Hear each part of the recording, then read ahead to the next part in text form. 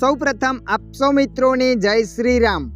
મિત્રો, આજના આ વિડીયોમાં આપણે જાણીશું વિવો મોબાઈલમાં સિસ્ટમ અપડેટ કઈ રીતના કરવી।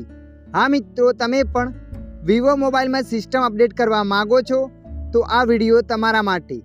આ વિડીયોના માધ્યમથી આપણે જાણીશું વિવો મોબાઈલમાં સિસ્ટમને અપડેટ કઈ રીતના કરવી। તો ચાલો આપણે વિડીયો પર આગળ વધીએ। સૌપ્રથમ તમારા મોબાઈલમાં સેટિંગ એપ્લિકેશનને ઓપન કરી દેવાની છે। તો આપણે અહીંયા સેટિંગ એપને ઓપન કરી લીધું। સેટિંગ એપને ઓપન કર્યા પછી આગળ આ રીતના પેજ આવશે। તો મિત્રો, અહીંયા તમારે થોડા નીચે સ્ક્રોલ કરીને જવાનું છે। થોડા નીચે સ્ક્રોલ કરીને જશો, ત્યાં નીચે લખાઈને આવશે સિસ્ટમ અપડેટ। તો તમારે ત્યાં ક્લિક કરી દેવાનું છે। જેવા તમે ત્યાં ક્લિક કરશો ત્યારબાદ આગળ આવું પેજ આવશે।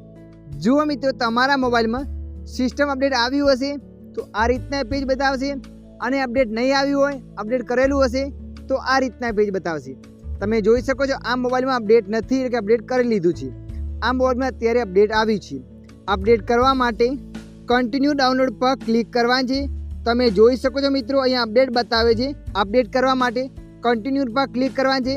કન્ટિન્યુ પર ક્લિક કર્યા પછી અહીંયા પોઈન્ટ એડ છે, 1 2 3 4 5 100 સુધી ચાલશે।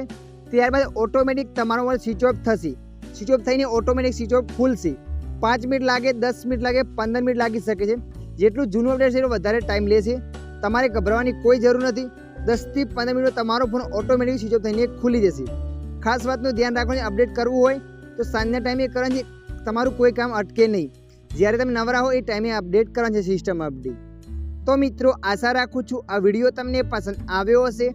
વિડીયોની અંદર થોડુંક કંઈક જાણવા મળ્યું હોય તો વિડીયોને લાઈક કરી દેજો। અન્ય આવા માહિતીવાળા વિડીયો જોવા માટે અમારી ચેનલને સબસ્ક્રાઈબ કરી લેજો।